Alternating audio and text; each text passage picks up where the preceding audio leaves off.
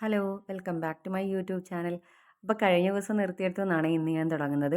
അപ്പോൾ നമ്മൾ കഴിഞ്ഞ ദിവസം കുറച്ച് തുണിയൊക്കെ വാഷിംഗ് മെഷീനിൽ കഴുകാനിട്ടിട്ടുണ്ടായിരുന്നു. അപ്പോൾ എല്ലാം കഴുകി നമ്മൾ ഡ്രയറിനകത്തിട്ട് ഉണക്കി എടുത്തിട്ടുണ്ട്.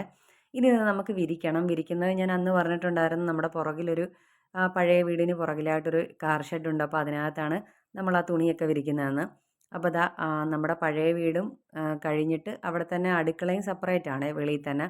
അപ്പോൾ അതും കഴിഞ്ഞിട്ടാണ് നമ്മുടെ ഈ ഒരു കാർ ഷെഡിലേക്ക് വരേണ്ടത്. അപ്പോൾ ഇവിടെയാണ് നമ്മൾ ഇനി ആ തുണിയെല്ലാം വിരിച്ചിടാൻ പോകുന്നത്. അപ്പോൾ ഇവിടെ തലങ്ങും വിലങ്ങും നിറച്ച് നമ്മുടെ ആ ഒരു അശ കെട്ടി വെച്ചേക്കുവാണ്. അപ്പോൾ ഇതിനകത്തേക്ക് നമുക്ക് ആ തുണികളൊക്കെ ഒന്ന് വിരിച്ചെടുക്കാവേ. അപ്പോഴത്തേക്ക് ഇതാ വിരിച്ച് കഴിഞ്ഞപ്പോഴത്തേക്ക് പിന്നെ കാറൊന്നും വെളിയിലോട്ട് ഇറങ്ങാൻ പറ്റത്തില്ല. ആ രീതിയിൽ നിറയെ തുണികളാണ്. അപ്പോൾ ഇനിയിപ്പോൾ 2 ദിവസത്തേക്ക് ഈ അശ മുഴുവൻ ഈ തുണികൾ കാണും. അപ്പോൾ പതുക്കെ പിന്നെ ഉണങ്ങി വരത്തുള്ളല്ലോ. ഇപ്പോൾ മഴയുടെ ആ ഒരു സീസണാണല്ലോ. അപ്പോൾ അതുകൊണ്ട് തന്നെ പുറത്ത് വിരിക്കാൻ പറ്റില്ല. അങ്ങനെ ഞാൻ ദാ പരിസരത്തോട്ട് നോക്കിയപ്പോഴാണ് നമ്മുടെ ആ ഒരു പുളിക്കകത്തുനിന്ന് ഒരുപാട് തോട്ടുപുളിയാണ്. അതെല്ലാം ദാ താഴെ പൊഴിഞ്ഞു വീഴുന്നുണ്ടായിരുന്നു. അപ്പോൾ അടന്ന് വീണ കുറച്ച് പുളി ഞാൻ എടുത്തുകൊണ്ട് വന്നിട്ടുണ്ടായിരുന്നേ. അപ്പോൾ അതെല്ലാം കൂടി ഞാൻ കഴുകി ഇതുപോലെ അടത്തി അതിൻ്റെ ആ ഒരു കുരുവൊക്കെ എടുത്ത് കളഞ്ഞിട്ട് ഒന്ന് അവിടെ അടിക്കടിക്ക് വെക്കുന്നുണ്ട്. പിന്നെ ദാ രാത്രിയിൽ മോന് ഹോംവർക്കും അതുപോലെ വർക്ക്ഷീറ്റൊക്കെ ചെയ്യാനുണ്ടായിരുന്നു. അതൊക്കെ ഞാൻ അവന് സ്പെല്ലിങ് പറഞ്ഞു കൊടുക്കുമ്പോൾ അവനിരുന്ന് എഴുതുമായിരുന്നേ. അപ്പോൾ അതൊക്കെ ബുക്കിൻ്റെ പുറകിലേക്ക് എഴുതി വെപ്പിച്ചിട്ട് പിന്നെ ഞങ്ങൾ കിടന്നുറങ്ങി. പിറ്റേ ദിവസം രാവിലെയാണ് ഇത്. അപ്പോൾ രാവിലെ തന്നെ അന്ന് താമസിച്ചാണ് എഴുന്നേറ്റത്. അപ്പോൾ അതുകൊണ്ട് തന്നെ ചോറൊക്കെ അടുപ്പയിൽ അരിയിടാൻ വേണ്ടി കുറച്ച് താമസിച്ചിട്ടുണ്ടായിരുന്നു. അപ്പം രാവിലെ നമുക്ക് പാത്രങ്ങളൊന്നും കഴുകാനില്ലായിരുന്നു. തലേന്ന് രാത്രി തന്നെ ഞാനെല്ലാം കഴുകി വെച്ചിട്ടുണ്ടായിരുന്നേ. അതുകൊണ്ട് തന്നെ ഇന്ന് സിങ്ക് ഫ്രീ ആയിരുന്നേ.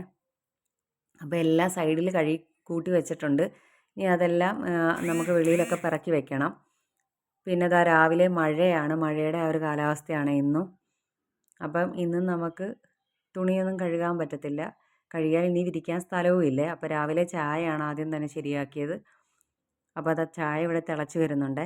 ഇനി ഇതൊന്നും നമുക്ക് അരിച്ചൊഴിച്ച് കുടിച്ചിട്ട് വരാം. പിന്നെ ദാ ആ ഒരു ചരുവത്തിൽ തന്നെ ഞാൻ മോന് പാല് കാച്ചാനും കൂടി വെച്ചിട്ടുണ്ടായിരുന്നു. പിന്നെ അതിൽ ബൂസ്റ്റൊക്കെ ഇട്ട് മാറ്റി വെച്ചിട്ടുണ്ടായിരുന്നു ആറാൻ വേണ്ടി. പിന്നെ അതേപോലെ ആദ്യം തന്നെ നമ്മൾ ചോറ് ഇടുമായിരുന്നേ. അപ്പം തലേ ദിവസത്തെ ഇച്ചിരി ചോറ് അതിലുണ്ടായിരുന്നു.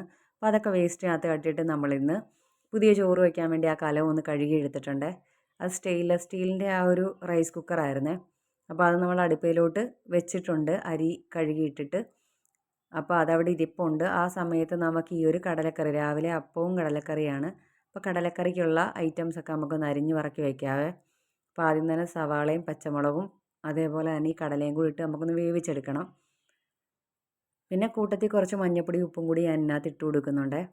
അപ്പോൾ അത് നമുക്ക് അടുപ്പിൽ നിന്ന് വേവുമ്പോഴത്തേക്ക് നമുക്ക് ബാക്കി പരിപാടികളൊക്കെ ചെയ്യാമല്ലോ. അപ്പോൾ അതുപോലെ തന്നെ അപ്പത്തിൽ ഞാനിന്ന് തേങ്ങ അരച്ച് ചേർത്തിട്ടില്ല കഴിഞ്ഞ ദിവസം.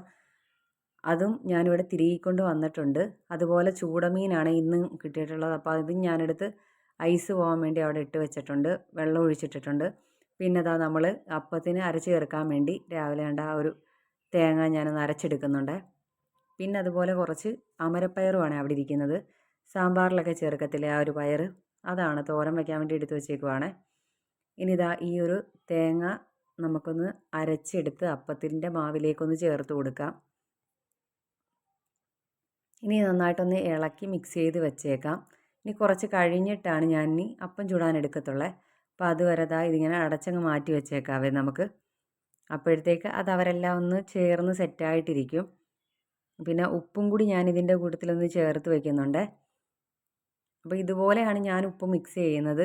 അതിലെന്നുണ്ടെങ്കിൽ അടിയിൽ കലങ്ങാതൊക്കെ കിടന്നാൽ, അതുകൊണ്ടാണ് തവിയിൽ നമ്മളൊന്ന് മിക്സ് ചെയ്തിട്ട് ഇതുപോലെ ഒന്ന് ചേർത്തെടുക്കുന്നത്.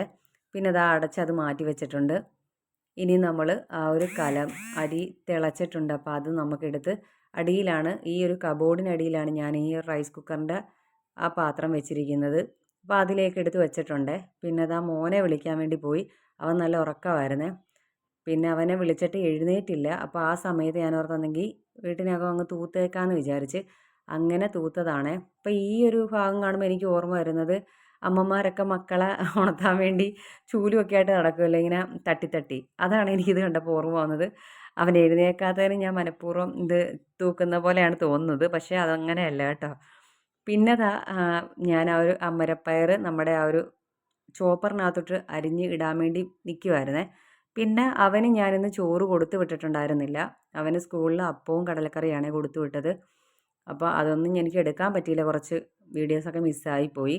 അപ്പോൾ അവൻ്റെ ഇതിലൊക്കെ ടിഫിൻ ബോക്സിനകത്തും അതുപോലെ എല്ലാം നമ്മൾ സ്നാക്സ് ബോക്സിലും എല്ലാം വെച്ചിട്ട് നമ്മളിത് ആ ഒരു ലഞ്ച് ബാഗിനകത്തേക്ക് അതൊക്കെ വെക്കുവാണ്. ഇനി കൊണ്ടുവിടാൻ വേണ്ടി ഞാൻ ഇറങ്ങുവാണ്. ഇതാ നമ്മൾ ആ ഒരു അവൻ്റെ പാലും എടുത്ത് കൊടുത്തിട്ടുണ്ട്. മോനത് കുടിച്ചിട്ട് ഗ്ലാസ് എൻ്റെ കയ്യിൽ തന്നു. പിന്നെ അവൻ്റെ വായൊക്കെ കഴിച്ചിട്ട് ഞാൻ അവനെ കൊണ്ടുവിടാൻ വേണ്ടി പോയേ.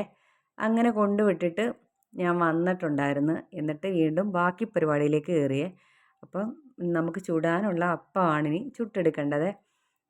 അന്നേരം അവർക്കുള്ളത് ആദ്യം ചുട്ട് അവരെ കഴിപ്പിച്ചൊക്കെ കൊണ്ടുവിട്ട് ഇനി നമുക്കുള്ളത് ചുടുവാണ് ഇന്ന്. ഇനി അത് അവിടെ അടച്ചു വെച്ച് ഓരോ അപ്പം അതിൻ്റെ ഇടയ്ക്ക് കൂടി നമുക്ക് ചുട്ടി ചുട്ടെടുക്കാം.